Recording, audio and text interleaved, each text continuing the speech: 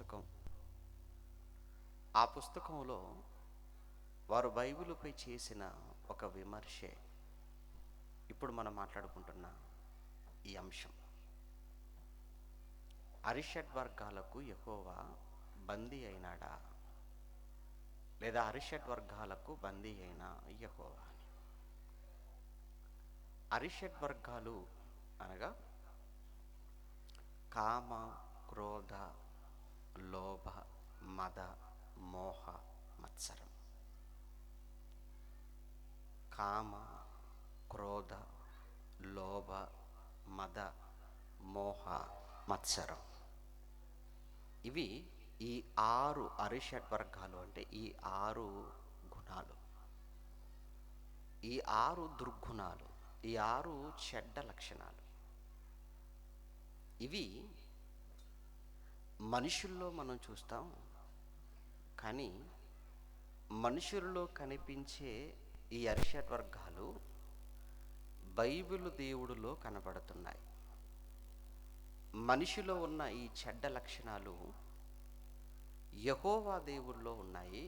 అటువంటప్పుడు ఆయన దేవుడేంటి? ఆయన దేవుడేంటి అసలు? ఒక మనిషిలో ఉంటేనే మనిషిని అసహించుకుంటామే ఈ లక్షణాలు ఉన్నప్పుడు. అటువంటప్పుడు ఈ లక్షణాలన్నీ కలిగిన యెహోవాను అసలు ఒక మనిషిగా కూడా మనం అంగీకరించడానికి లేదు. అటువంటిది దేవుడుగా ఎలా మీరు అంగీకరిస్తారు అన్నది వారి వాదన, వారి విమర్శ. ప్రియమైన దేవుని పిల్లలారా, ఇప్పుడు బైబిల్ అర్థమైందా అంటే అర్థం కాలేదు.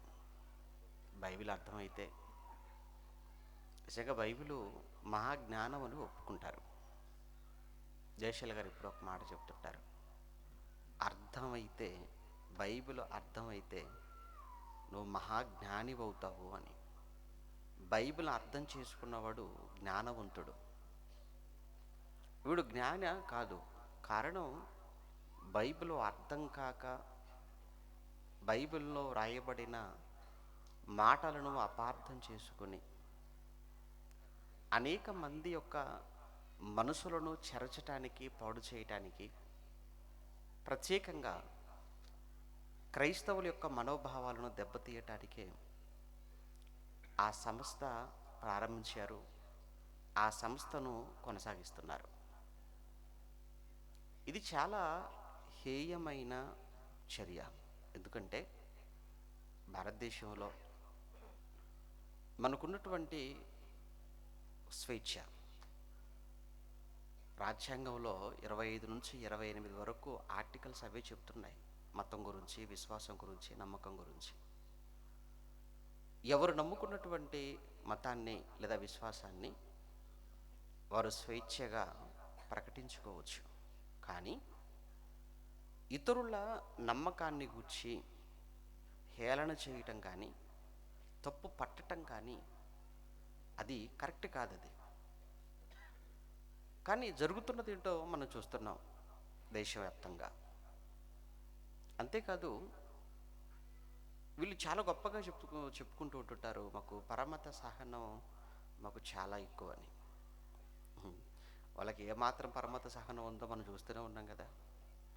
పత్రిక ఇస్తేనే దాన్ని నేరంగా భావించి, దూషించి, అవమానపరిచి ఎంతోమందిని అడ్డుకున్న సందర్భాలు. బైబిల్ పంచిన ఒకనాడు హైదరాబాదులో స్వామి గారి విషయంలో జరిగిన దారుణం మనకు తెలియంది ఏమీ కాదు. అలానే ఎంతోమంది సువార్థికులు ఆయా గ్రామాలకు, ఆయా ప్రాంతాలకు వెళ్ళినప్పుడు వారిని పర్మిషన్ ఉందా అని ఆటంకపరచడమే కాదు, అసభ్యకరంగా వారితో మాట్లాడిన మాటలు మనం చూస్తూనే ఉన్నాం. ఇక భౌతిక దాడులు జరిగిన సందర్భాలు ఉన్నాయి, చర్చిలను ధ్వంసం చేసిన సందర్భాలు ఉన్నాయి, చంపిన సందర్భాలు కూడా లేకపోలేదు. పైనుంచి మాకు పరమత సహనం అంటారు. అది మాటల్లోనే తప్ప చేతుల్లో మనకి ఎక్కడా కనిపించినట్టుగా లేదు. నిజంగా ప్రేమైన దేవుని పిల్లలారా, మనం నమ్ముకున్న దేవుడు లేదా బైబిల్లో ఉన్న దేవుడు యెహోవా. ఆయనలో ఈ గుణాలున్నాయా? ఈ చెడ్డ గుణాలు. దేవునిలో కామమా? మొదటిది కదండి, 6 గుణాలలో మొదటిది కామం. కామము అంటే ఏమంటే స్త్రీ పురుషుల మధ్య లైంగికపరమైనటువంటి ఆ కోరికలను లేదా ఆ ప్రతిస్పందనలు, దాన్ని మనం కామంగా మనం మాట్లాడుకుంటే, అసలు దేవుడు శరీరంతో ఉన్నాడా? లేదా దేవుడు ఆత్మగా ఉన్నాడా? శరీరం ఉంటేనే కదండి, శరీరంతో ఉంటేనే, శరీరానికే కదా ఆకలి, దప్పిక, కోరిక శరీరానికి. దేవుడు, బైబిల్లో ఉన్న దేవుడు యెహోవా అంటే ఆయన ఏమైనా రక్త మాంసాలు కలిగిన వాడుగా ఉన్నాడా? ఆయనలో కామము అనేది ఉంది అనటానికి, ఉన్నది అని అనుకోవడానికి బైబిలులోని దేవుడు రక్త మాంసాలతో ఉన్నాడా? లేదా దేహంతో ఏమైనా ఉన్నాడా? లేడే. దేహంతో లేనివాడు కదా యెహోవా. రక్త మాంసములు లేనివాడు కదా యెహోవా. అటువంటప్పుడు వీళ్ళు ఆరోపిస్తున్నట్టుగా చెప్పినటువంటి ఈ 6 దుర్గుణాలలో మొదటిదైన ఈ కామం అసలు యెహోవాకు ఉండే అవకాశమే లేదు. కారణం, కామం అది శరీర సంబంధమైనది, లైంగికపరమైనది. లైంగికపరమైన శరీర సంబంధమైన ఈ కోరిక దేవుడు యెహోవాలో ఉంది అని అనుకోవాలి అంటే ముందు యెహోవా దేవుడు శరీరముతో ఉండాలి. కానీ యెహోవాకు శరీరము లేదు అన్నప్పుడు ఇక ఆయనకు కామము ఉండే ఛాన్స్ ఎంత మాత్రము కూడా లేదు. కనుక అరిషడ్వర్గాలలో మొదటిది కామమైతే ఇది ఎట్టి పరిస్థితుల్లో ఉండటానికి ఛాన్సే లేదు. ఎందుకు అంటే శరీరంతో లేడు కనుక ఆయన. ఇది మొదటిది అయిపోయింది. ఇక 2 క్రోధం అంటున్నాం. దీని గురించి ఎక్కువగా మాట్లాడుతుంటారు. బైబిల్లోని దేవుడు యెహోవా, ఆయనకు చాలా కోపం ఎక్కువ అండి. ఆయన మాట్లాడుతూ వాడు రాసినటువంటి ఆ పుస్తకంలో దేవుణ్ణి షార్ట్ టెంపర్ అన్నట్టుగా రాయటం కూడా జరిగింది. అంటే యెహోవా షార్ట్ టెంపర్ అట్ట ఆయనకు. అంటే ముక్కోపి అంటాను చూసారా? ముక్కోపి అంటే తెలుసు కదండి. ముక్కోపి అంటే కోపం ముక్కు మీదనే ఉంది అని అర్థం. ముక్కు మీదనే ఎందుకన్నారు? ముక్కు బయట ఉంటుంది కనుక. బయట కనపడుతుంది కదండి ముక్కు. అంటే నీకు లోపల నుంచేమో మిగతావన్నీ రావాలంటే లోపల నుంచే రావాలి. వెనక కోపం ఎప్పుడు బయటే ఉంటుంది, ఎప్పుడు బయటే. అంటే ఒక మాట అంటే లేస్తారు. తాజ్బాముకున్న కోపం అండి అంటుంటారు చూసారా? తాజ్బాము ఎలా బుస్సుని లేస్తుంటుందో మనిషి కనపడగానే. కొంతమంది వ్యక్తులు కూడా మాట అన్నారో లేదో కూడా తెలుసుకో, అన్నారు అన్నట్టుగా అంటే చాలండి, ఎవరో లేచిపోతారు అంతే. ఇంకా కోపం కూడానండి మంచిది కాదు. అయితే కోపంలో కూడా వీళ్ళు ఆరోపిస్తున్నట్టుగా 2 రకాల కోపాలు ఉన్నాయి. 2 విధాలుగా ఉంటుంది కోపం. ఒకటి న్యాయబద్ధమైన కోపం. న్యాయబద్ధమైన కోపం అది మంచిది. రెండవ రకమైన కోపం ఏంటంటే నిర్నిమిత్తమైన కోపము అంటాడు బైబిల్లో. న్యాయబద్ధమైన కోపము, నిర్నిమిత్తమైన కోపం. నిర్నిమిత్తము అంటే అవసరం లేకుండానే కోపట్టం. అనవసరమైన కోపం అది. బైబిల్లో ఆయన నిర్నిమిత్తముగా కోపపడొద్దు అన్నాడు. కోపపడుడి అని చెప్పిన దేవుడే నిర్నిమిత్తముగా కోపపడొద్దు అన్నాడు. ఎక్కడ? యేసుక్రీస్తుల వారు మాట్లాడిన తొలి మాటలు, తొలి ప్రసంగం, ఆయన చేసిన తొలి ప్రసంగం మత్తయి సువార్త 5వ అధ్యాయంలో. మత్తయి సువార్త హమ్మింగ్ వస్తుంది చూడండి. 5వ అధ్యాయం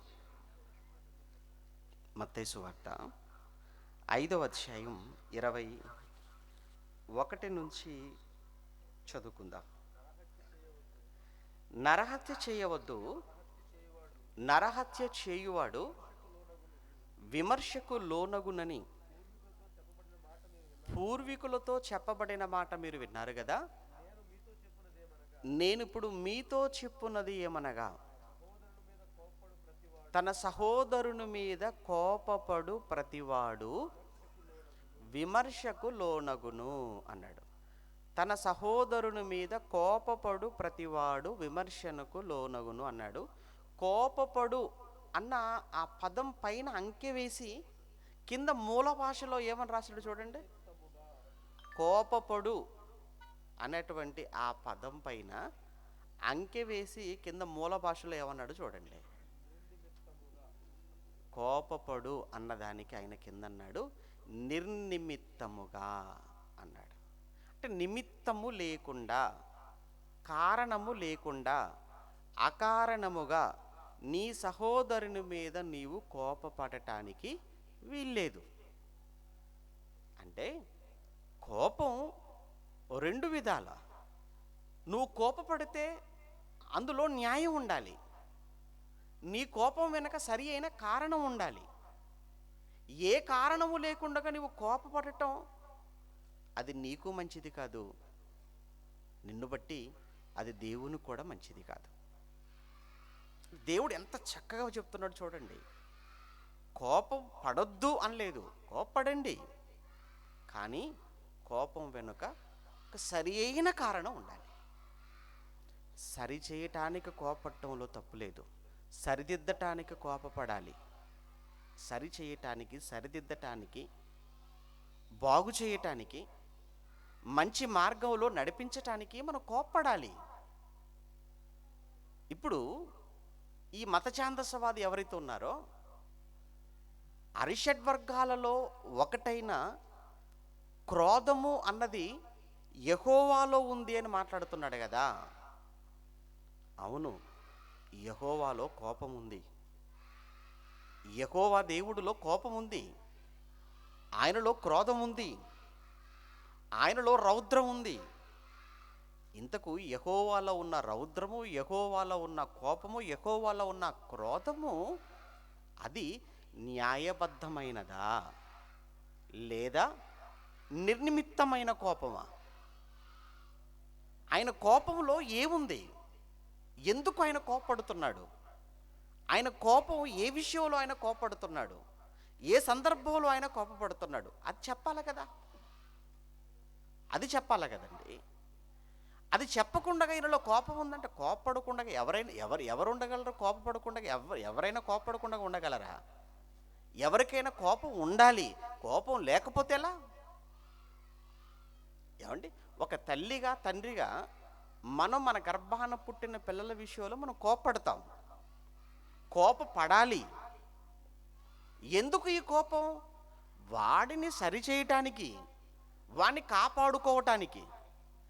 మన పిల్లలు తప్పుగా మాట్లాడినప్పుడు, తప్పు చేస్తున్నప్పుడు, తప్పుడు మార్గంలో వెళుతున్నప్పుడు వారిని మంచి మార్గంలో నడిపించుకోవటానికి, తెచ్చుకోవటానికి మనం చూపించే కోపం, అవసరమైతే శిక్ష. ఎందుకు కోపము, ఎందుకు శిక్ష అంటే వాడిని కాపాడుకోవటానికే తప్ప వాడిని పోగొట్టుకోవటానికి కాదు. ఇది ఎంత నిజమో. దేవునిలో కోపం ఉంది, దేవునిలో కోపం ఉంది, యెహోవాలో క్రోధం ఉంది అంటున్నావు. ఇంతకీ ఆయనలో ఉన్న కోపం, ఆయనలో ఉన్న క్రోధం ఏంటి? ఎందును బట్టి ఆయన కోపడ్డాడు? ఎందును బట్టి ఆయనలో ఆ క్రోధం ఉంది అని బైబిల్లో వ్రాయబడిందో అవన్నీ వదిలేశాడు.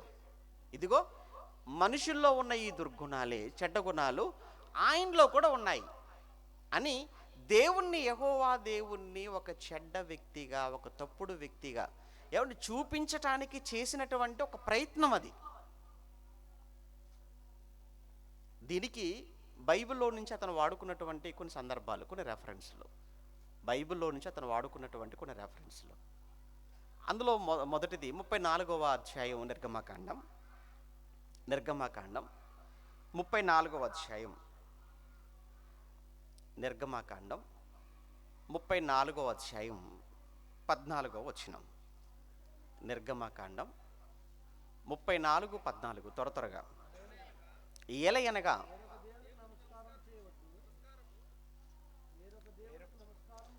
వేరొక దేవునికి నమస్కారము చేయవద్దు. ఆయన నామము రోషము గల యెహోవా. ఆయన రోషము గల దేవుడు. ఏమండి? ఆయన నామము రోషము గల యెహోవా. ఆయన రోషము గల దేవుడు. దీనికి ఈ 34:14లో రోషము అని రాశాడు. వీళ్ళు రాసుకున్నారు వాస్తవానికి బైబిల్లో. ఇంగ్లీష్ బైబిల్లోనికి వెళితే అక్కడ రోషము కాదు ఉంది, అక్కడ జలసి అని ఏదో ఉంది. జలసి అని ఉంది. ఆ జలసి అంటే అసూయ కదా. అసూయ గల దేవుడును అని చెప్పుకుంటే ఎక్కడ దేవుడు చిన్నగైపోతాడేమోనని రోషము పౌరుషము అని అంటే హీరోయిజం కదా. సినిమాలలో రోషం పౌరుషం హీరోకు ఉంటుంది కదా. కనుక వీళ్ళ దేవుడిని హీరోగా చూపించుకోవటం కొరకని చెప్పి ఇంగ్లీష్ బైబిల్లో ఉన్నటువంటి జలసి అన్న పదానికి ఇక్కడ అసూయ అని పెట్టకుండా రోషం అని వీళ్ళు ట్రాన్స్లేషన్ చేసుకున్నారు అని మనకు దొరికిపోయాడు. అర్థమైందా? ఏమంటే మనం వాడికి దొరికామనుకున్నాడు. కాదు, ఆడు మనకు దొరికిపోయాడు. ఎందుకంటే అసలు మా బైబిల్ గురించి మాట్లాడడానికి కూడా కనీసం అర్హత లేదంటానికి వాడు మాట్లాడిన ఒక మాటే సాక్ష్యం. ఏంటంటే అసలు ఇంగ్లీష్ బైబిల్ నుంచి తెలుగు బైబిల్ ట్రాన్స్లేషన్ చేశారా? ఇంగ్లీష్ బైబిల్లో నుంచి తెలుగు బైబిల్ ట్రాన్స్లేషన్ చేయలేదు. నువ్వు బైబిల్ విప్పగానే మొట్టమొదటి పేజీలో కనిపించే పెద్ద అక్షరాలు, కళ్ళద్దాలు కూడా పెట్టుకోని అవసరం లేదు, అంత పెద్దగా రాశారు. ఏమండి? ఏ భాషలో నుంచి ఏ భాషలోనికి బైబిల్ అనువదింపబడిందని రాయబడింది? ఆదిమ హెబ్రీ గ్రీకు భాషలో నుంచి భాషాంతరము చేయబడినది అన్నాడు. అంటే హిబ్రూ భాషలో నుంచి ఇది తర్జుమా చేయబడింది, ఇంగ్లీష్ భాషలో నుంచి కాదు. కానీ నువ్వేమని మాట్లాడుతున్నావు? ఇంగ్లీష్ బైబిల్లో ఇక్కడ జలసి అని ఉంది, దానికి అసూయ తెలుగులో అర్థం. కానీ అక్కడ అసూయ అని పెట్టడం వల్ల దేవుడిలో అసూయ అంటే దేవుడు చాలా చీప్ అయిపోతాడు కదా. అసూయ అన్న పదాన్ని పక్కన పెట్టి రోషమని పెడదాము, హీరో అయిపోతాడు మన దేవుడు అని ఇక్కడ రాసేసుకున్నావట. మనం రాసేసుకున్నావట. అలా లేదు. దేవుడు రోషం గల దేవుడు. ఆయన నేను దహించు అగ్ని అని చెప్పుకున్నాడు. ఆయన ఇంకా నేను గండ్రగొడ్డలు వంటి వాడను అని కూడా చెప్పుకున్నాడు. నేను గండ్రగొడ్డల వంటి వాడను, నేను దహించు అగ్నిని, అలానే నేను రోషము గల దేవుడను.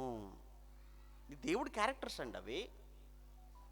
అంటే ఇక్కడ ఆయన రోషము గలవాడు అని చెప్పుకోవటం అది తప్పు కాదు, ఆ సందర్భంలో చాలా అవసరం అది. ఇక ఈ మాటను చూపించి ఏమంటే ఏదో మనం తప్పుగా ట్రాన్స్లేట్ చేసుకున్నాము. దేవుడిలో అసూయ ఉంది, వీళ్ళ దేవుళ్ళు అసూయ ఉంది, అదే మత్సరం ఉంది. ఇక దేవుడిలో మత్సరం ఉన్నప్పుడు ఆయన దేవుడు ఎలా అవుతాడు? దేవుడిలోని అసూయ ఉన్నప్పుడు ఆయన దేవుడుగా ఆయన చెప్పుకోవడానికి ఆయనకు అర్హత ఎక్కడుంది అని ఆ అరిషడ్ వర్గాలలో ఉన్న అవి లక్షణాలన్నీ కూడా అవన్నీ యెహోవా దేవుడిలో చూపించే ప్రయత్నం, అవన్నీ యెహోవాలో చూపించే ప్రయత్నం అన్నమాట ఇవి. అందుకోసం వాడికి అనుకూలంగా మాట్లాడుకున్నాడు, వాడికి అనుకూలంగా రాసేసుకున్నాళ్ళండి. అయితే ఇక్కడ ఇంకొక సందర్భాన్ని కూడా ఎత్తుకున్నాడు. అదే 32, ఇది 34 కదండి, 32 అదే నిర్గమకాండం 32వ అధ్యాయాన్ని కూడా వెళితే 32వ అధ్యాయం నిర్గమకాండంలో మొదటి నుంచి మనం చదువుకుందాం. 10వ వచనానికి వెళ్ళిపోదాం డైరెక్ట్గా. 10వ వచనంలో, కావున మోషే నీవు ఊరకుండుము, నా కోపము వారి మీద మండును. ఎవరి మీద? ఇశ్రాయేలీల మీద. మోషే కాస్త తడువు చేశాడట, ఆజ్ఞలు తీసుకొని కిందికి దిగటం కొండపై నుంచి. కాస్త తడువు చేసేటప్పటికి ఇశ్రాయేలు లక్షల మందిగా వెళ్ళి అహరోను చుట్టుముట్టేసి, ఏమయ్యా మీ తమ్ముడు ఎక్కడికి వెళ్ళిపోయాడు, ఏంటో మమ్మల్ని తీసుకుని వచ్చి అరణ్యంలో వదిలేసి వెళ్ళిపోయాడు, మా సంగతి ఏంటి, మేము ఎలా వెళ్ళిపోవాలి, మరలా మేము తిరిగి వెనకైనా వెళ్ళిపోతాం, ఇక మీ ముందుకు వెళ్ళడానికి మాకు అసలు మనసు లేదు, ఏంటి అక్కడ సమాధులు లేవనుకుని తీసుకొచ్చి ఇక్కడ వదిలేశాడు ఏంటి మీ తమ్ముడు, నాటకాలు చేస్తున్నారేంటి మీరు అన్నట్టుగా మాట్లాడుతున్నారనమాట. ఎవరు? ఇశ్రాయేలీలండి. మరి ఇప్పుడు నన్ను ఏం చేయమంటారు చెప్పండి? మీరు ఏం చేస్తారని తెలియదు, అర్జెంటుగా మాకు ఒక దూడం చేసి ఇవ్వాలి. అది నడిపించిందట వీళ్ళను. పాప అదే ఇక్కడ దాకా తీసుకొచ్చింది. ఏమండి, అదే నడవదు, దాన్నే వీళ్ళు ఎత్తుకోవాలి. మరలా అది వీళ్ళని నడిపించడం ఏంటి? అసలు ఎంత పిచ్చులు కాకపోతే వీళ్ళు ఇశ్రాయేలీలు. ఏం చేస్తారో తెలియదు, మాకు అర్జెంటుగా దూడం చేసి ఇవ్వండి అనగానే, మరి వెంటనే తీసి మీ బంగారం ఇవ్వండి ఆయన అన్నాడు. అనగానే ఊరుకున్నారా? లేదు, ఇచ్చేస్తాం, మేము ఇచ్చేస్తాం అని చేతులుకున్నవి, చెవులుకున్నవి, ముక్కుకున్నవి మొత్తం బంగారం మొత్తం తీసుకుని వచ్చి అహరోను చేతిలో పెట్టేశారు. అహరోను వెంటనే దూడం చేసేసాడు, ముందు పెట్టాడు. ఇదంతా పైన దేవుడు చూస్తూనే ఉన్నాడు. అప్పుడు మోషేతో మాట్లాడుతున్నాడు. ఇక కింద ఎలా ఉందో తెలుసు కదండి, నవరాత్రులు కావి ఇవి, 40 రాత్రులు దగ్గరగా ఆ టైపులో ఉంటుంది అన్నమాట ఇక్కడ ఉత్సవం కూడా. ఇక అంటే దేవుడికి మహాకోపం వచ్చేసింది. అప్పుడు దేవుడు మోషేతో మాట్లాడుతున్న మాటలండి, చదవండి ఇప్పుడు. కావున మోషే, నీవు ఊరకుండుము, నా కోపము వారి మీద మండును, నేను వారిని కాల్చివేసి నిన్ను గొప్ప జనముగా నేను చేస్తాను అన్నాడు. వారిని కాల్చివేస్తాను, నిన్ను గొప్ప జనంగా చేస్తాను, వారిని కాలుస్తాను, నిన్ను గొప్ప జనముగా చేసేస్తాను అన్నాడు. అంటే దేవుడికి ఎంత కోపం వచ్చేసింది చూడండి. ఇక్కడ వీళ్ళ దేవుడికి ఎంత కోపం వచ్చిందో చూడండి. ఏంటి, లక్షల మందిని కాల్చేస్తాడట, లక్షల మందిని. ఏమంటే లక్షల మందిని కాల్చేస్తాను అని అంటున్నాడు అని అంటే దేవుడా. రెండవది, వాళ్ళు చేసింది ఏముందంటే అక్కడ చాలా చిన్న తప్పే కదండి అని అక్కడ దేవుణ్ణి తప్పుడు వ్యక్తిగా చూపించబోతూ ఇంకొక ప్రయత్నం కూడా చేశారు. ఏంటి ఆ ప్రయత్నం అంటే, ఇక్కడ నా దృష్టిలో దేవుని కంటే మోషేనే చాలా గొప్పోడు. ఇదొకటి. ఏంటి, దేవుని కంటే ఎవరు గొప్పోడట? మోషే. ఎందుకు దేవుని కంటే మోషే గొప్పోడంటే, అక్కడ దేవుడు అనుకున్న ఆ పని చెయ్యకుండా ఉండటానికి మోషేనే కారణం, మోషేనే అక్కడ అడ్డుపడ్డాడు. మోషే ఏమన్నాడు తెలుసా? దేవుడు అలా అనేసరికి, ఏమయ్యా నువ్వు కానీ అనుకున్నట్టుగా అందరినీ కాల్చేసావా, ఈ విషయం ఐగుప్తులకు తెలియకుండా పోతుందా, వాళ్ళు ఎన్ని మాటలు అంటారు, రేపొద్దున ఏమైపోవాలి, అందుకే వాళ్ళని చంపాలనుకుంటే ముందు నన్ను చంపిన తర్వాత వాళ్ళని చంపు అని మోషే అడ్డుపడ్డాడు. ఆ రోజు మోషే అడ్డుపడ్డాడు గనుక, అంటే దేవుడేమో చంపాలనుకుంటున్నాడు, మోషేనేమో బ్రతికించుకోవాలనుకుంటున్నాడు. మీకు అర్థమవుతుందా? దేవుడేమో చంపాలి అనుకుంటున్నాడు, మోషే బ్రతికించుకోవాలనుకుంటున్నాడు. ఇప్పుడు చంపాలనుకుంటున్న వాడికన్నా బ్రతికించుకోవాలనుకున్న వాడే గొప్పోడు కదా. ఇప్పుడు ఈ కోణంలో ఆలోచిస్తున్నప్పుడు యెహోవా కంటే ఎవరు బెటర్గా ఉన్నారు? మోషే. కనుక మీరు మోషేని ఎందుకు దేవుడిగా చేసుకోకూడదు అని మనకు సలహా ఇస్తున్నాడు. అర్థమవుతుందా? ఆహా, అంటే దేవుడిలో కోపం ఉంది కానీ మోషేలోని కోపం లేదన్నట్టుగా. మోషేలో కూడా ఎంత కోపం ఉందో ముందుకెళ్తే మనకు కూడా అర్థమవుతుందిలేండి. ఏమండి, మోషే ఇక్కడ బాగానే ఉన్నాడు, మోషే ఇక్కడ బాగానే ఉన్నాడు. ఇంకా ముందుకెళ్తే అయ్యగారికి ఉన్న కోపం కూడా బయటపడుతుంది. పాప అక్కడ దాకా ఆడ వెళ్ళలేదేమో. ఏమండి, ఇక్కడ చదువుకుందాం, ఇక్కడ కాసేపు అవుదాం. ఇక్కడ ఉద్దేశం ఏంటంటే, దేవుడేదో ఇశ్రాయేలీయులందరినీ చంపుకోవాలి అన్నది కాదు. చూద్దాం ఈ మాట అన్నందుకు మోషే రియాక్షన్ ఎలా ఉంటుంది. నేను ఈ మాట అన్నాను కదా, ఏమన్నాను? నిన్ను నేను బ్రతికించుకొని నిన్ను గొప్ప జనముగా చేస్తాను, వాళ్ళందరినీ చంపేస్తాను, నిన్ను బ్రతికించుకుంటాను, వాళ్ళందరినీ చంపేస్తాను అనగానే మోషే, బా నేను కూడా అదే అనుకుంటున్నానయ్యా, నువ్వు ఎప్పుడు చంపుతావా అని. నేను అదే అనుకుంటున్నాను, పోన్లే నా నోట్లో ఉన్నది నీ నోటి నుంచి వచ్చేసింది, ఇంకా నేనేం అడ్డు చెప్పను కానీ అంటాడా మోషే? ఏమైనా అలా అంటాడా? ఒకవేళ నండి ఒక మాట అడుగుదాం, నిజంగా దేవుడు ఉద్దేశం అక్కడ చంపాలన్నది ఆయన ఉద్దేశం అని మనం కాసేపు అనుకుంటే మోషే పర్మిషన్ తీసుకోవాలా? దేవుడు ఒకవేళ ఇశ్రాయేలీలను చంపాలి అని దేవుడు అనుకుంటే మోషే పర్మిషన్ అవసరమా? వాళ్ళందరినీ కన్నప్పుడు మోషే పర్మిషన్ తీసుకొని కన్నాడేంటి? లేదు కదా. మరి అటువంటప్పుడు వీళ్ళందరినీ చంపాలనుకుంటే మోషేకు చెప్పి చంపాలా? లేదు. మోషేకి చెప్పటంలో ఉన్న ఉద్దేశం ఏమై ఉండొచ్చు? మోషే మనసు ఏంటో తెలియాలి, నాకే కాదు మనకు తెలియాలి, నాడున్న ఇశ్రాయేలులకు తెలియాలి, ఆ తర్వాత రాబోతున్న తరాలకు తెలియాలి, ఇశ్రాయేలు తరాలకు తెలియాలి, ఇశ్రాయేలు తరాలకు తెలియాలి, ఆ రోజున ఇశ్రాయేలుకు తెలియాలి, ఈ కాలంలో మనకు తెలియాలి. అందుకే దేవుడు, నేను నిన్ను గొప్పవానిగా చేస్తాను, మిగతా వాళ్ళందరినీ చంపేస్తాను. నువ్వేమంటావు? ఆ ప్లేస్లో ఒకవేళ మనం ఉంటే మాత్రం ఖచ్చితంగా అదే మాట అనేవాళ్ళం. ఏమని? నాకు చెప్పాలా అయ్యా, అది నాకు ఎందుకు చెప్పటం, కానీ ఏసై ఏంటి మామూలు వీళ్ళు ఎంత ఇబ్బంది పడుతున్నారు నువ్వు చూస్తున్నావు కదా, అయినా ఇప్పుడు నువ్వు చూసావు కదా, నేను అలా వచ్చానో లేదో చూసారా ఎంత పని చేసేసారు వీళ్ళు నా మాటే కాదు నీ మాట కూడా వినరు. నువ్వు ఉంచిన వేస్ట్ అసలు పనికిరారు వీళ్ళు, తీసేసాయి అనేవాళ్ళం. కానీ మోషే అలా అనలేదు. ఏమండి, నిజంగా దేవుడు అందుకోసమే అదే ఉద్దేశంతో అడుగుతున్నాడా మోషేనంటే అవును అనడానికి బైబిల్లోనే మరొక సందర్భం కూడా మనకు జ్ఞాపకం వస్తుంది. సేమ్ ఇదే సిచ్యువేషన్ అబ్రహాము గారి కాలంలో కూడా మనం చూస్తాం. సొదొమ గొమొర్రా ఈ 2 పట్టణాలను కూడా దేవుడు నాశనం చేయాలి అనుకున్నాడు. మరి నాశనం చేయాలనుకున్నా నాశనం చేయొచ్చు కదా. పోనీ ఆ 2 పట్టణాలలో అబ్రహాం గారు ఏమైనా ఉన్నారా? అక్కడ ఆ 2 పట్టణాలలో అబ్రహాము గారు ఉన్నారా? లేరే. ఆయన వేరుగా ఉంటున్నాడు. ఆయన ఎక్కడో వేరుగా ఉంటున్నప్పటికీ అసలు ఆ పట్టణాలతో ఆయనకు ఏ విధమైన సంబంధం లేకపోయినా ఆ 2 పట్టణాల నాశనం కొరకు ఎక్కడో ఉన్న అబ్రహాము గారికి చెప్పవలసిన అవసరత ఏంటి చెప్పండి. అబ్రహాము చంపేద్దాం అనుకుంటున్నాను, మరి నువ్వేమంటావు చెప్పు అంటున్నాడు. అప్పుడు అబ్రహాము యొక్క మంచి మనస్సు, ఆయన మనస్సు ఏంటో బయటపడింది. అయ్యా 50 మంది ఉంటే కాపాడతావా? 30 మంది ఉంటే కాపాడతావా? 20 మంది ఉంటే కాపాడతావా? 10 మంది ఉంటే కాపాడతావా? ఎందుకంటే నీతిమంతులు కదా నీకు కావాలి. అంటే అక్కడ అబ్రహాములో ఉన్నటువంటి ఆ మంచి గుణం అది మనకు తెలియాలి, మనకు చెప్పాలి, రాబోతున్న వాళ్ళందరికీ తెలియాలి. దేవుడు అందుకే అక్కడ అబ్రహామును పరీక్షించాడా? అబ్రహామును అడుగుతున్నాడా?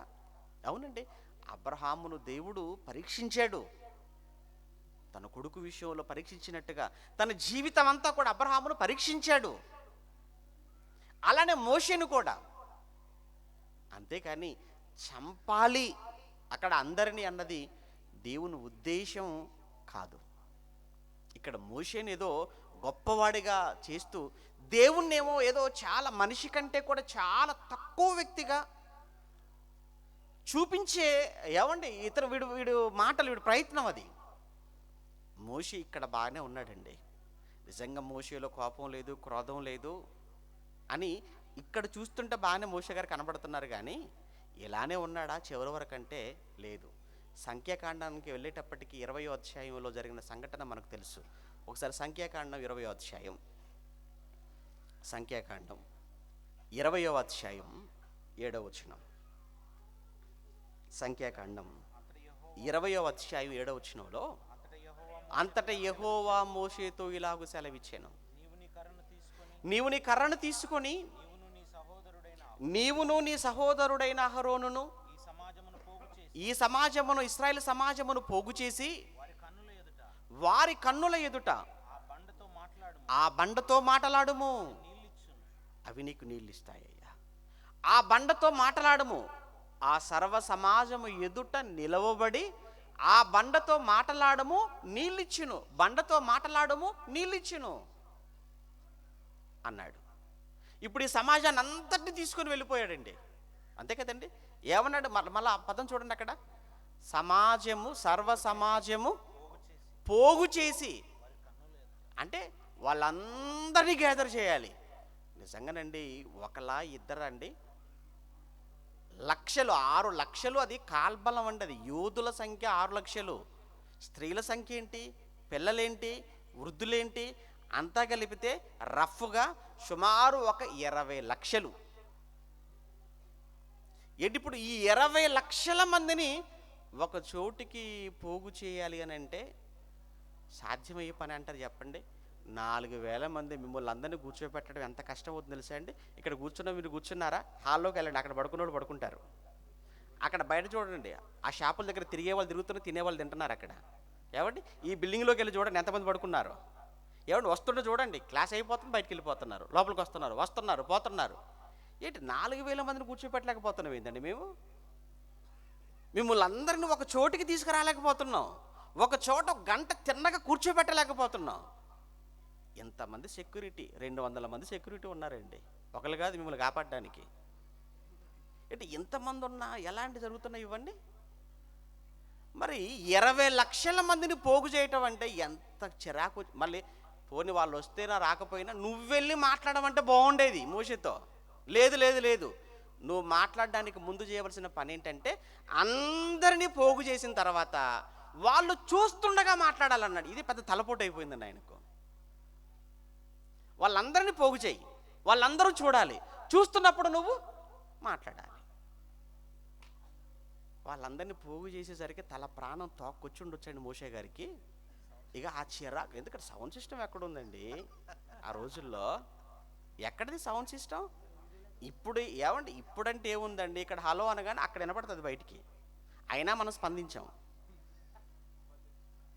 మనకి ఉండదండి, వాళ్ళు అలా చెప్తుంటారు, మనం అనుకున్న టైంకి వెళ్ళిపోదాం అంతే. మరి ఆ రోజు మోషే గారు, ఇశ్రాయేలీలు వాళ్ళు మామూలు మనుషులు కాదండి. దేవుడు కూడా ఎందుకు కన్నుల ఎదుటనే ఇశ్రాయేలీలు ఏమండి ఆ ఎర్ర సముద్రం దగ్గరకు వచ్చిన తర్వాత వెనక నుంచి ఫరో సైన్యం వస్తుంటే ముందు ఎర్ర సముద్రం ఉంటే, ఏమండి ఆ టెన్షన్ చూడండి. ఒకవైపు వెనక నుంచి శత్రు సైన్యం తరుముకుంటూ వస్తుంది, ముందు వచ్చేసేమో ఎర్ర సముద్రం ఉంది, ఇటు వెనకకు పోలేరు ముందుకు వెళ్ళలేని పరిస్థితి అండి. చాలా ఏమంటారు ఆ టెన్షన్ చూస్తుంటే చాలా ఆశ్చర్యంగా ఉంది. ఏమండి ఎలాగో ఎర్ర సముద్రం దాటాలన్న సంగతి తెలుసు కదా, దేవుడికి కనానికి వెళ్ళాలంటే ఎర్ర సముద్రం అడ్డుగా ఉంటుంది, దాటాలన్న సంగతి తెలుసు కదా. మరి అదే వీళ్ళు వచ్చేటప్పటికే చక్కగా దేవుడు దాన్ని రెండుగా చేసేసి ఉంచితే చక్కగా దాటుకొని వెళ్ళిపోయేవాళ్ళు కదా. లేదు లేదు లేదు, అమ్మో వీళ్ళ ఏ రకం అంటే, వాళ్ళని కానీ అలా వాళ్ళు వచ్చేటప్పటికి అన్నీ రెడీ చేసి పెట్టామనుకోండి, ముందు నుంచి ఇలానే ఉందిలే అనుకుంటారు తప్ప వాళ్ళు నేను చేశానని మాత్రం అస్సలు అనుకోరు వాళ్ళు. ఎవరు? ఇశ్రాయేలీలు. అలాంటి వాళ్ళు చూసే నమ్మని జాతి వాళ్ళు. ఎక్కడో విన్నటువంటి రాహాబ్ అనే వేశ్య, విన్న వేశ్య గుండె కరిగిపోయిందట. యెహోషువ గ్రంథంలో చెప్తుంటుందిలేండి ఆవిడ, మీ దేవుడు ఎర్ర సముద్రాన్ని పాయలుగా చేసిరట కదా, అది విన్నప్పుడు మా గుండెలు ఏమైపోయాయి, మా గుండెలు అదిరిపోయి కరిగిపోయాయి మా గుండెలు అని మాట్లాడుతుంది. విన్న ఆవిడ గుండె కరిగిపోతే చూసిన నడిచిన వీళ్ళ గుండెలు ఆగిపోవాలి అసలు, కానీ వీళ్ళ గుండెలు బండలైపోయాయండి వాళ్ళవి. అంటే వాళ్ళు ఎంత గొప్పోళ్ళు మీకు అర్థం కావడానికి చెప్తున్నాను. అందుకే ఏది చేసినా వీళ్ళ కళ్ళ ముందే చేయాలనుకున్నాడు దేవుడు, అదే ఫాలో అవుతున్నాడు. అందుకే అందరినీ పోగు చేసే అన్నాడు. 20 లక్షల మందిని ఒక చోటికి పోగు చేయాలనంటే ఆ బండ చుట్టూ పిల్లలు ఉంటారు, మొదలు ముసలోళ్ళు మూతక అందరూ ఉంటారండి. ఒకరు మాట్లాడుతుంటారు, ఒకరు పాడుతుంటారు, ఒకడు అది అంటాడు, ఒకడు ఇది అంటుంటాడు. ఆ చిరాకులోనండి మోషే గారు అప్పటి వరకు కొట్టమని చెప్పాడు కదా, వీళ్ళందరినీ పోగు చేసేటప్పటికి చెప్పింది మర్చిపోయాడు ఏమో. ఏం చేశాడు? మాట్లాడకుండా కర్రతో కొట్టేశాడు. కొట్టడానికి మునుపు ఇంకొక మాట అన్నాడండి, అది చూడండి అక్కడ 10వ వచనం. తర్వాత మోషే అహరోనులు ఆ బండ ఎదుట, ఏ బండతో అయితే మాట్లాడమని దేవుడు చెప్పాడు ఆ బండ ఎదుట సమాజమును పోగు చేసి అప్పుడు వారితో, ద్రోహులారా వినండి, ద్రోహులారా వినండి, మేము ఈ బండలో నుంచి మీకు నీళ్లను రప్పించవలన, ద్రోహులారా వినండి, ఈ బండలో నుంచి మీకు నీళ్లను రప్పించవలన అంటున్నాడండి. ఇది సాత్వికుడేనా ఈ మాట అంటున్నాడు? సాత్వికుడా? మోషేకు కోపం లేదా? ఏవండి కోపం ఉందండి ఆయనకు, మామూలుగా లేదండి కోపం. ద్రోహులారా అనేసాడు అని అంటే ఇంకా ఆయనకు ఏ రేంజ్లో ఏమన్నా అన్ని మాటలు రాయబడలేదు, ఆ ఒక్క మాట రాశాడు దేవుడు. ఇంకా ప్రారంభమే ప్రియమైన దేవుని పిల్లారంటే ప్రారంభం అంది. అక్కడి నుంచి జయశీల గారు చివరికి వెళ్ళేటప్పటికి ఏ టెంపుల్కి వెళ్ళిపోతారో ఏం మాట్లాడతారో మనందరూ తెలుసు, మన తండ్రి గారు.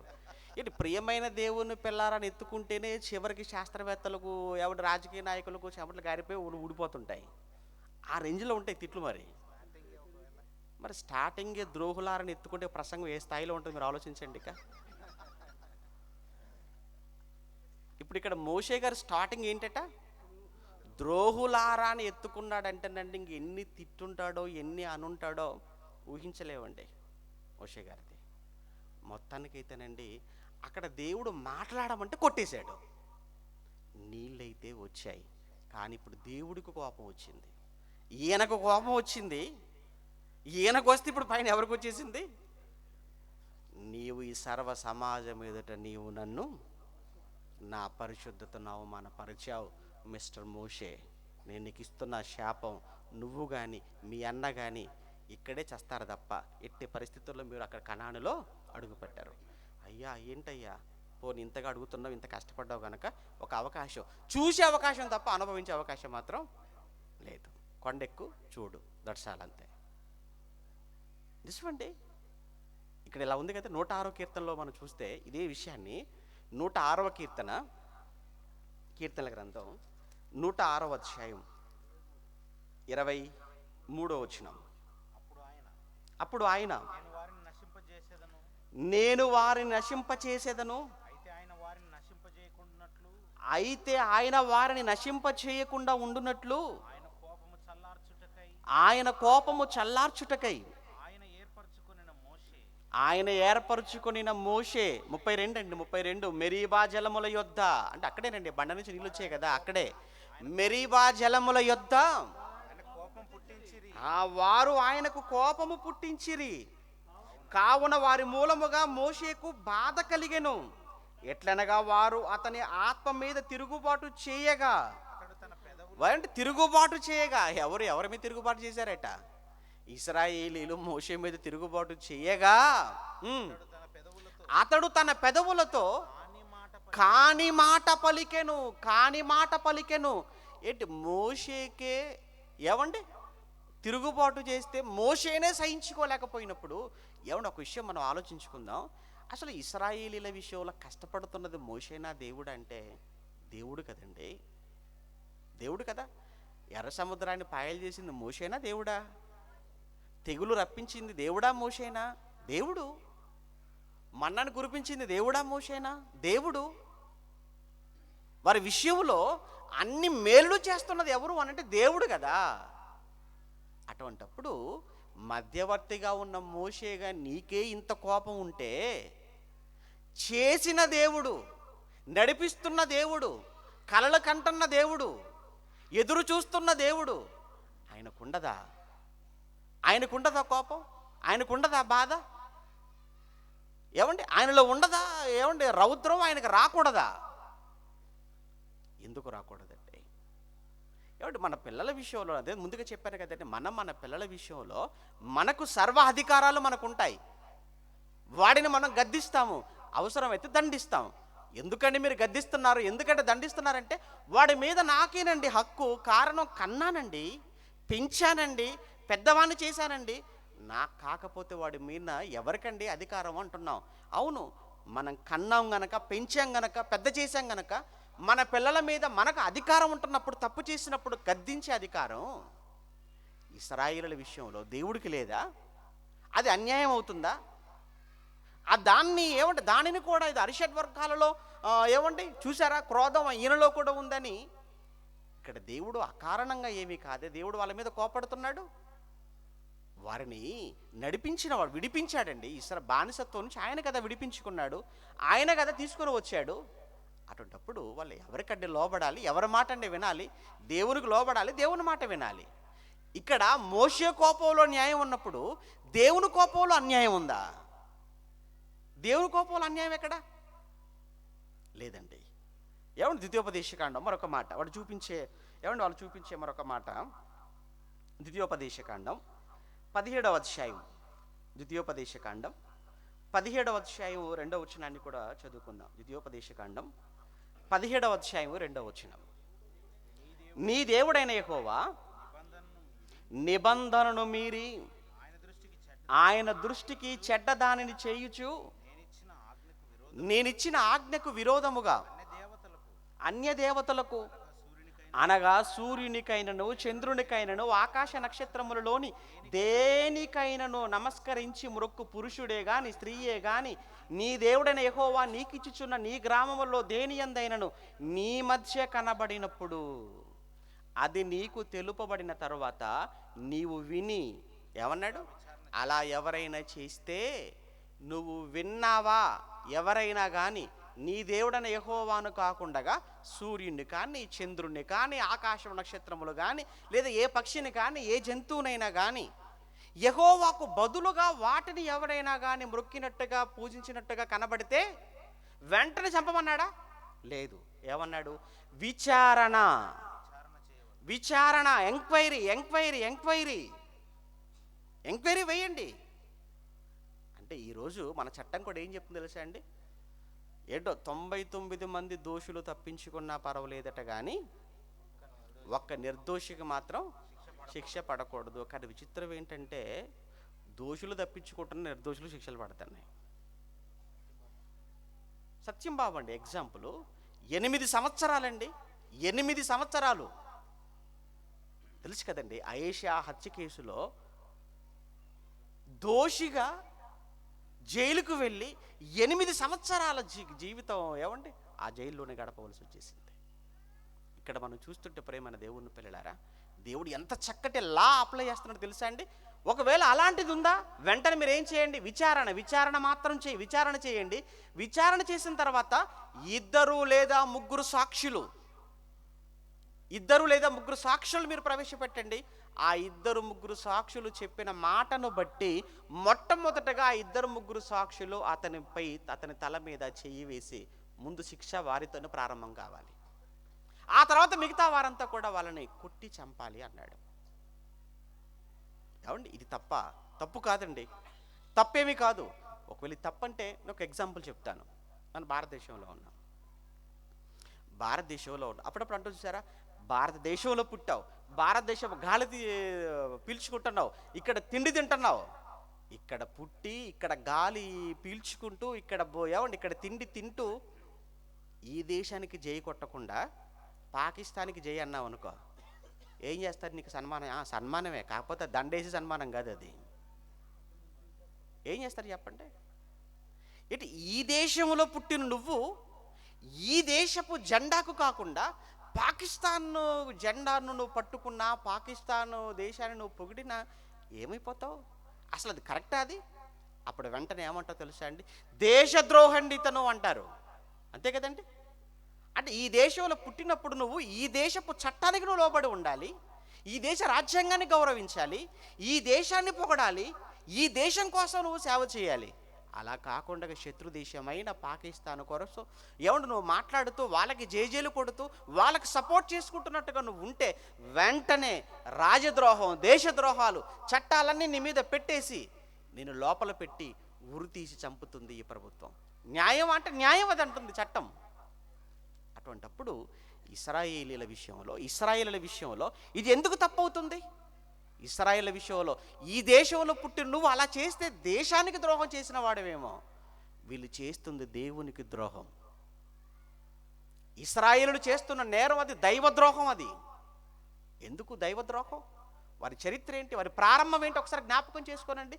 బానిసపు బ్రతుకులండి ఐగుప్తు దేశంలో. భయంకరమైనటువంటి పని, వెట్టి పనులు అన్నారు బైబిల్లో. వెట్టి పనులు, వెట్టి చాకిరి, కష్టానికి తగిన శ్రమకు తగిన జీతం అంటుంటా చూసారా? శ్రమకు తగిన జీతం రావాలని పోరాడుతున్నాం. లేదు, శ్రమ ఎక్కువ, జీతం తక్కువ. శ్రమ ఎక్కువ, జీతం చాలా తక్కువ అండి. వారి శరీరాన్ని, వారి అవయవాలను వాడేసుకుంటున్నారు ఐగుప్తీలు. చాలా భయంకరమైన శ్రమలు.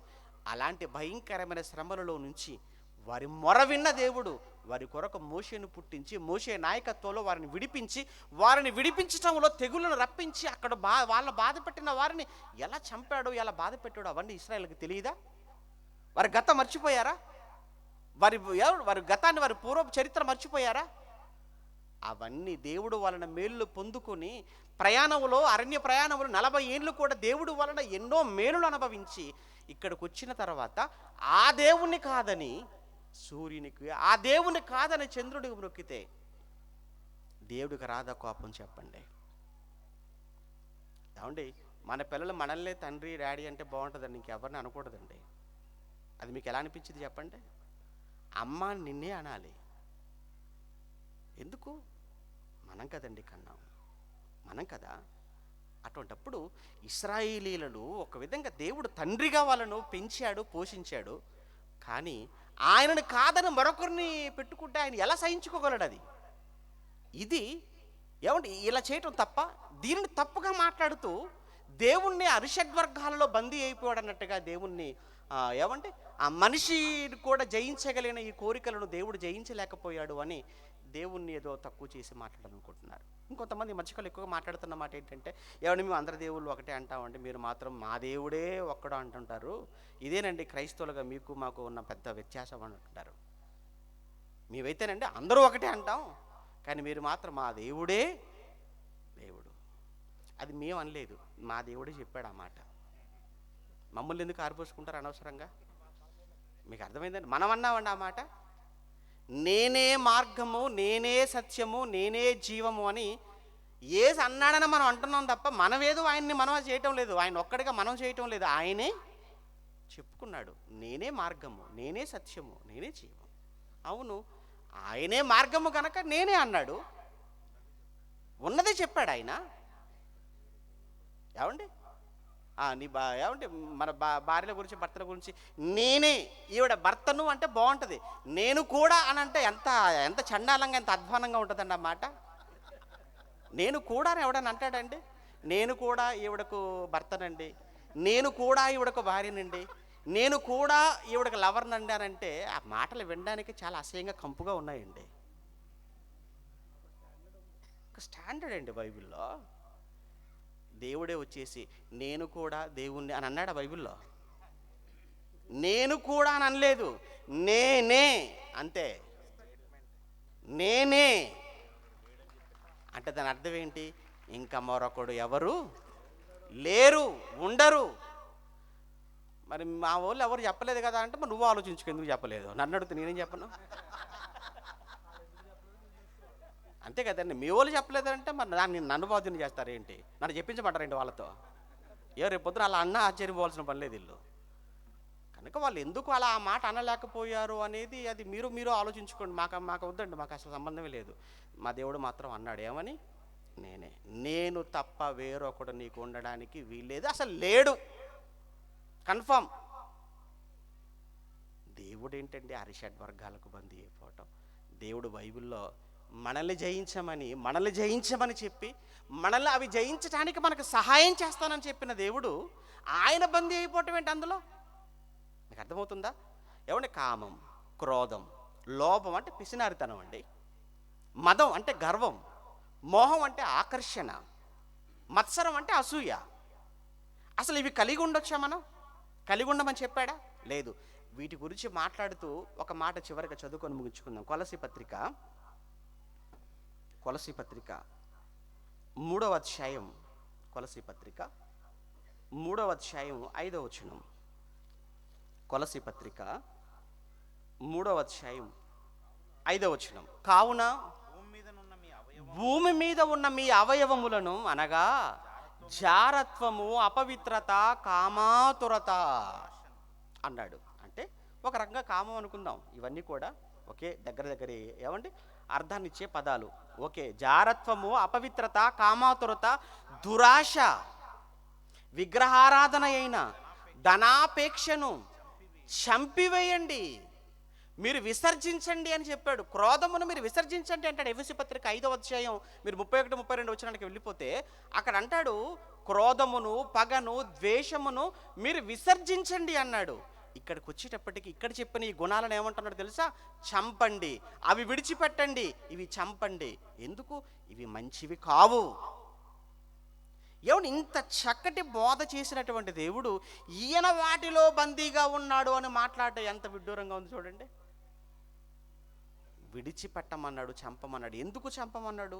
చంపమన్నాడు అంటానండి, మరలా చదువుకోండి, తర్వాత మీరు బాగా ఆలోచించండి. ఇక్కడ చెప్పినటువంటి ఈ మూడింటిలో ఏది మీలో ఉన్న చాలా ప్రమాదం. ఎంత ప్రమాదం అంటే అవి మిమ్మల్ని చంపుతాయి. రెండో రోజు ఏమి విన్నారు కదండి, మత్స్యం గురించి విన్నారు కదా, అసూయ గురించి. అది మన అంతర్గత శత్రువు. అది అంతర్గత శత్రువు. బయట ఉన్న శత్రువుల నుంచి ఏదో ప్రమాదం ఉందని మనం అనుకుంటున్నాం, కానీ అసలు శత్రువుని లోపలే ఉన్నాడు మత్స్యం రూపంలో. అది రోజు రోజుకు నిన్ను తినేస్తూ చంపేసి ఆఖరికి ఎముకలో గూడుగా నిన్ను మార్చేస్తుంది. అది ఎంత ప్రమాదమో ఇక్కడ చెప్పిన ఇవి కూడా అంతే ప్రమాదం. ఏమంటే కామాతురత అన్నాడు, దురాశ అన్నాడు, ధనాపేక్ష అన్నాడు. ఇవి చాలా ప్రమాదం. ఎంత ప్రమాదం అంటే ఇవి నీలో ఉన్నాయనంటే అవి నిన్ను చంపుతాయి. అవి నిన్ను చంపక ముందే నువ్వే ముందుగా ఏం చేయాలి? వీటిని చంపు. నువ్వు చంపు. ఇంట్లోకి పాము దూరింది, ఏం చేస్తావు? వెంటనే కర్ర ఎక్కడుందో చూస్తావు, ధైర్యవంతుడు అయితే. లేదంటే అక్కడే ఆగి దాని వైపు చూస్తుంటావు, ఈలోపు ఎవడన కూడా వచ్చేంతవరకు. వాడు ధైర్యవంతుడు లోపలికి వెళ్ళి, మీకు తెలుసో లేదో, మొదటి రోజు అంటే మేము 7వ తారీఖు వచ్చి 8వ తేదీ ఏమో, మా రూమ్ పక్క రూమ్లోకే బాత్రూంలోకి పాము వెళ్ళిపోయింది, తాజ్భం. మా రూమ్ పక్క రూమ్లోకే. నాకు అసలే భయం పాములంటే. అందులో మళ్ళీ తాజ్భం అది బాత్రూంలోకి వచ్చేసిందట, మా పక్క బాత్రూంలోకి. ఏమండి, పిల్లలు వెళ్ళి చంపేశారనుకోండి, దాన్ని బయటికి తీసుకొచ్చిన తర్వాత చూస్తుంటేనండి పడగిప్పుకొని ఉందండి అది. ఇప్పుడు దాన్ని చంపకుండా అలానే ఉన్నారనుకోండి, ఎలా వచ్చిందరా అంటే ఒకడు చెప్తున్నాడు, అన్నా ఏం లేదన్నా, ఇందులో కోళ్ళు ఉంటుంటాయి, కోళ్ళ కోసం వచ్చి అది అటుకు మీద ఉన్నట్టుంది ఈ 4 రోజుల నుంచి. అది అటుకు మీద ఉంటే వీళ్ళు అటుకు కింద ఉన్నారు, వీళ్ళు అక్కడే పడుకుంటున్నారు, అక్కడే తిరుగుతున్నారు. ఎవరు లేని టైంలో అది లోపలికి వెళ్ళిపోయిందో మరి చలిపెట్టి, తెలియదు మొత్తానికి. కానీ తెలియదు కనుక సరిపోయింది. తెలిసిన తర్వాత అక్కడ పాము ఉందంటే ఎవడైనా వెళ్తాడా చెప్పండి? భర్త లేని సమయంలో భార్య ఉంటుండగా పాము లోపలికి వచ్చింది అనుకోండి, ఏమండి ముందు దాన్ని చంపిన తర్వాత నేను లోపల, అప్పటి వరకు నేను ఇంట్లో కాలు అడుగు పెట్టేదే లేదు. భర్త వెళతాడు, చంపుతాడు, తీసుకొచ్చి చూపించిన తర్వాత ఒకసారి మళ్ళీ కదిలించాడు దాన్ని, ఒకసారి అటు ఇటు, చచ్చిందా? చచ్చిపోయింది, అమ్మాయి ఓకే. అలా అయితే ఎందుకంత భయపడుతున్నావు? దాన్ని చంపకపోతే అది నిన్ను చంపేస్తుందన్న భయం. నిజమే, దాన్ని చంపకపోతే అది మనల్ని చంపుతుంది. విషపురు, అది విష జంతువు, అది విష సర్పం. దానికన్నా ప్రమాదకరమైనది కామాతురత. అది ఎంత ప్రమాదకరమైందో దురాశ అంత ప్రమాదకరమైంది. దురాశ ఎంత ప్రమాదకరమైందో ధనాపేక్ష అంత ప్రమాదకరమైంది. వీటి కోసం చరిత్రను తిరిగి చూస్తున్నప్పుడు ఎంతోమంది వాటి కోసం పరిగెత్తారు, ప్రాణాలే పోగొట్టుకున్నారు. అందులో మనందరికీ బాగా తెలిసిన ఇస్కరియోతు యోధ. ఇంకేం చెప్పమంటారుగా? మనలకు ఇవన్నీ చెప్పి మనల్ని మేలుకొలిపి వాటి జోలికి వెళ్లకుండా దేవుడు మనల్ని చెప్పి పవిత్రపరచుకొని చక్కగా ఉండమంటే, ఏమండి ఇవన్నీ చెప్పిన దేవుడిపైకే వాడు బాణం పెట్టి ఎక్కుపెట్టి, మీ దేవుళ్ళు చూసావా ఇవన్నీ ఉన్నాయి అంటున్నాడు. వద్దు, అసలు ఆ దేవుడి పేరు ఎత్తే అర్హత కానీ, ఆ దేవుడు పైన నింద వేసేటువంటి ఆ శక్తి నీకు లేదు, మాట్లాడద్దు. ఏమండి, దుర్గుణవు నువ్వు, నీలో ఉన్నాయి అరిషడ్ వర్గాలు. ఒకసారి ఆలోచించుకో. ఏమండి, నీలో ఉన్నాయి, ఎంతమందిలో ఉన్నాయి? బైబిల్లో ఉన్న దేవుడు అరిషడ్ వర్గాలకు బందీ అయిన వాడు కాదు. అసలు దేవుడి కంటే బైబిల్లో ఇంకా మనం మాట్లాడుకుంటే చెడుతనమునకు దేవుని యొద్ద ఎంత మాత్రము చోటు లేదు అంటాడు. ఆయన దుష్టత్వమును చూచి సహించువాడు కాదు అంటాడు. ఏడ్చికల గ్రంథం 18లో మాట్లాడుతుంటే మనుషులు చంపుకోవడం నాకు సరదానా అంటాడు. ఎవడును తమ దుష్టత్వం వల్ల చనిపోవటం నాకు ఆనందమా? లేదు. ప్రతి మనిషి కూడా మారితే కదా దేవుడు ఎక్కడైనా చంపేసి పండగ చేసుకున్నాడు ఎక్కడ బైబిల్లో మీరు చూసారా? ఏమంటే జలపల్లో రప్పించేశాడు, అందరూ చచ్చిపోయారు కదా అని పరలోకంలో విందిచ్చాడా? లేదు. ఇక నేను మరలా ఎప్పటికీ చంపను అని గుర్తుగా అక్కడ ధనస్సును పెట్టాడే తప్ప దేవుడు ఎక్కడండి ఆనందపడ్డాడు? సొదొమ గొమొర్రాను చంపేశాడు. చంపేసి దేవుడు అమ్మయ్య ఈ దరిద్రం అంతా వదిలిపోయింది, రండి మనం భోజనం చేద్దాం అన్నాడా? అనలేదు. కానీ మీరు చూడండి, మొన్న దిశ హత్య కేసులో ఏమంటే ఆ 4 నిందితులను చంపేశారు, ఎన్కౌంటర్ చేశారు అనగానే అందరూ కూడా ఆనందపడ్డారు, సంతోషపడ్డారు. వీరప్పని చచ్చిపోయాడంటే అందరూ ఆనందపడ్డారు. సద్దాం హుసేన్ చచ్చిపోయాడంటే ఆనందపడ్డారు. దుష్టుడు చచ్చిపోతే ఆనందించేటువంటి మనసు మనది, కానీ దేవుడిది వాడు చచ్చిపోయిన వాడి కోసం బాధపడే మనసు దేవుడిది. తెలుసా అండి, దేవుడు బాధపడతాడండి, అంతే కదండి. 4 చేసింది హత్య, దిశ హత్య కేసులో నిందితులుగా 4 చేసింది తప్పే, వాళ్ళు దోషులే. కానీ వాళ్ళు చనిపోయారని తెలిసిన కన్న తల్లి తండ్రి చచ్చిపోయిన తర్వాత వాళ్ళు ఎంత బాధపడ్డారో టీవీలో మనం చూసామండి. ఎంత బాధపడ్డారో చూసాం. కారణం కన్నవారు గనక. ఆ బంధం, ఆ తీపి అలా ఉంటుంది, కడుపు తీపి. పరలోకమున దేవుడికి మనమెవరం? మనమంతా ఎవరం? ఆయన ఆత్మను పంచుకొని పుట్టినవారం కాదా? మనమేనా? 750 కోట్ల మంది. మరి వీళ్ళలో రాత్రి జయశీల్ గారి మాటలే విన్నారు. ఏమో 4 పిల్లలు ఉంటే 3 చచ్చిపోయినా పర్వాలేదని నేను అనుకుంటాడా? అలా అనుకోడు. 4 కళ్ళ ముందు ఉండాలని అనుకుంటాడు. అలానే పరలోకమందు ఉన్న తండ్రి కూడా అందరూ కూడా పరలోకానికి రావాలి అని అనుకుంటాడు. అందుకే దేవుడు ఎంత సంతోషం ఏమంటే అల్ప సంతోషం అంటారు చూసారు. చిన్నదానికి సంతోషపడుతుంటాం కదా, చిన్నదానికి సంతోషపడేవాడిని అల్ప సంతోషి అంటారు. నిజంగానండి దేవుణ్ణి కూడా, ఆయన కూడా పాప అల్ప సంతోషలాగానే కనబడుతుంటాడు. ఎందుకు? భూమి మీదనట ఒక్క పాపి మారితే పరలోకలు సంతోషపడతాడట. ఇటు ఒక్కడా? ఎంతమంది ఉన్నారు ఆయన భూమి మీద? 750 కోట్లు ఉన్నారు. ఇటు 750 కోట్ల మందిలో 750 కోట్ల మంది మారు మనసు పొందితే కాదట, 750 కోట్ల మందిలో ఒక్కడు మారు మనసు పొందిన పరలోకంలో దేవుడు తన దూతల ఎదుట విందు. ఇదేంటండి దేవుడు? ఒక్కడు మారితేనే పరలోకంలో విందు అంటే 10 మంది మారితేనండి ఇంకెలా ఉండాలి చెప్పండి దేవుడికి? 100 మంది మారితే, అందరూ మారితే ఆయన ఆనందం పరలోకంలో ఎంత గొప్పగా ఉంటుందో చెప్పండి. అదంటే దేవుడి మనసు. అంత మంచి మనసు ఉన్నవాడండి మనం నమ్ముకున్న దేవుడు. అంత గొప్పవాడండి ఆయన. ఆయన కొరకు వీళ్ళేంటి ఇలా మాట్లాడుతున్నారు? ఇలా మాట్లాడుతున్నారేంటి? ఇలా రాస్తున్నారేంటి? తప్పండి. ఇంకా విషయం చెప్పనా? వాళ్ళు కూడా మారితే బాగుందని కోరుకుంటున్నాడండి. ఒరేయ్, మీరు కూడా మారితే బాగుంటుందిరా. మీరు కూడా మారాలిరా. నీ విషయంలో కూడా ఏమంటే మీ సంస్థలో ఉన్న అందరి విషయం, ఎవరెవరైతే ఆయన కోసం వ్యతిరేకంగా మాట్లాడుతున్నారో, రాస్తున్నారో అందరి విషయంలో కూడా దేవుడు కోరుకుంటున్నది అదేనండి. వీళ్ళు కూడా మారాలి, మారాలి, మారాలి, మారితే బాగుంటుంది. కనుక వీళ్ళంతా కూడా మారాలని తండ్రి కోరుకుంటున్నప్పుడు మనం కోరుకుంటున్న తప్పేమీ లేదు. కనుక అందరూ మారాలి. అందరూ మారడం కొరకు మనం చేయవలసిన కార్యక్రమాలు ఈ రోజుతో సెమినార్ అయిపోతుందేమో, ఏమంటే ఈ రోజుతో చెప్పటం మా పని అయిపోతుంది. కానీ రేపటి నుంచి మీది ప్రారంభం అవుతుంది. వెళతారు, వెళ్ళి ఏం చేస్తారు? వెళతారు ఇక్కడి నుంచి. వెళ్ళిన తర్వాత మీరు చేయవలసిన పని చాలా ఉంది. మీ గ్రామం, మీ మండలం, మీ జిల్లా, మీ ప్రాంతం. ఎంతమందికి సత్యం తెలియదు, ఎంతమందికి జ్ఞానం లేక, ఇది తెలియక ఎంతమంది జీవితాలను పాడు చేసుకుంటున్నారు మీకు తెలుసు. అందులో పిల్లలు, యవనస్తులు, పెద్దలు అందరూ ఉన్నారు. క్రైస్తవ్యం కూడా ఈరోజు పాడైపోయి చెడిపోతుంది, మీ అందరికీ తెలుసు. వీళ్ళందరినీ బాగు చేసుకునే బాధ్యత ఇక్కడ కూర్చున్న మీ అందరి మీదనే ఉంది, మీరు మర్చిపోకూడదు. అందుకే వెళ్ళండి, మీ ప్రాంతాలను బాగు చేసుకుని, మీ కుటుంబాలను, మీ ప్రాంతాలను అందరినీ బాగు చేసుకునే పని రేపటి నుంచి ప్రారంభించండి. ప్రార్థన చేసుకుందాం. కళ్ళు మూసుకోనండి. ప్రేమ కలిగిన తండ్రి, మీకు వందనాలు నాయన. మీ పిల్లలను ప్రేమించి నేర్పిస్తున్న ఈ జ్ఞానం కేవలం వారికి మాత్రమే పరిమితం కాక, మీ పిల్లలు వారి పిల్లలకు నేర్పిస్తూ, ఆ పిల్లలు వారి పిల్లలకు నేర్పించే భాగ్యం వారికి ఇవ్వండి.